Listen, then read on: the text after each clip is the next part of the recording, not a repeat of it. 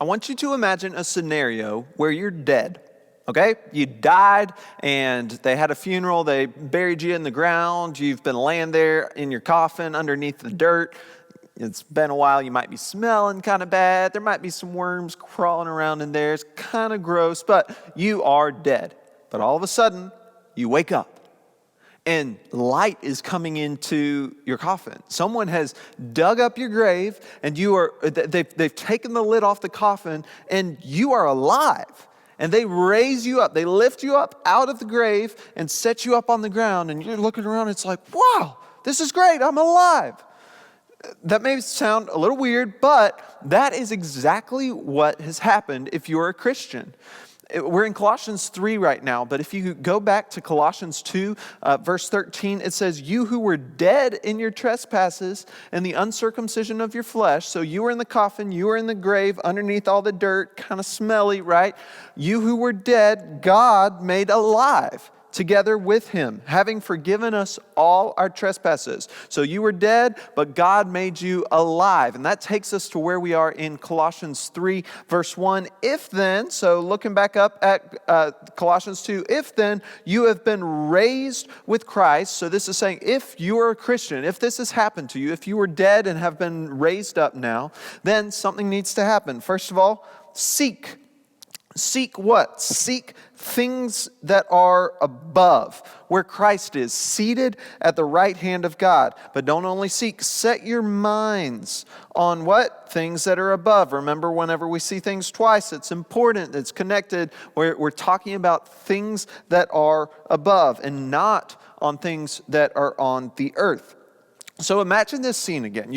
We're in the ground, you've been raised up, and you look around and you see before you a massive table, and it's covered with amazing food, and there's Christ there. What has happened is you've been raised up, and Christ has prepared an incredible feast for you. Psalm 16 tells us that in the presence of God there's fullness of joy, and at his right hand are pleasures forever.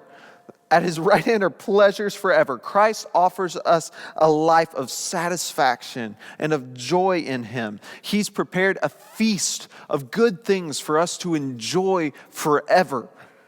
Now, imagine in that situation, you see all this, it's wonderful, but then you say, oh wait, time out, hold on just a minute, Christ. I'm going to jump back down in the grave real quick, because I saw down there in the grave some worms crawling around, and I think they would make a lovely garnish on the dish with some of the stuff in this feast that you've prepared for me. I think it would be great. So I'm just going to hop back down here. Would you do that? No, that's crazy talk. The Lord has prepared an incredible feast for you. Why would you jump back in the grave? Why would you go back to the worms and the gross smelliness that you were in before? You wouldn't. Well, what Paul is telling the Colossians here is no, seek the things that are above, where Christ is. Seek the things that Christ has prepared, the good, eternal things, the satisfaction and the joy that Christ has prepared. Don't seek the things of the world, not the things that are on earth, because at best, the things that are on earth are temporary. At best, you can enjoy them for a little while, but then they're going to rot away. They're not going to last. And at worst, the things that are on earth might be contrary to the things that Jesus has prepared for us, the good blessings and satisfaction that we can have in him. So Paul is saying, stop setting your minds and thinking constantly and concerning yourself with these temporary and even sinful things of this world. Instead, live your life for Christ and for the eternal joys that he offers. Stop spending your time dreaming about the things that are going to pass away. Spend your mind seeking out and setting your minds on things that are eternal, the things that are better, the things that are of Christ. Set your mind on this good news of who Christ is and what he has done.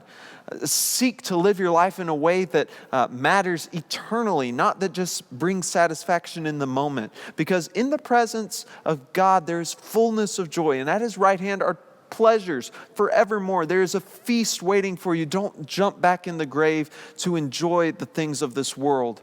Seek the things that are above, where Christ is.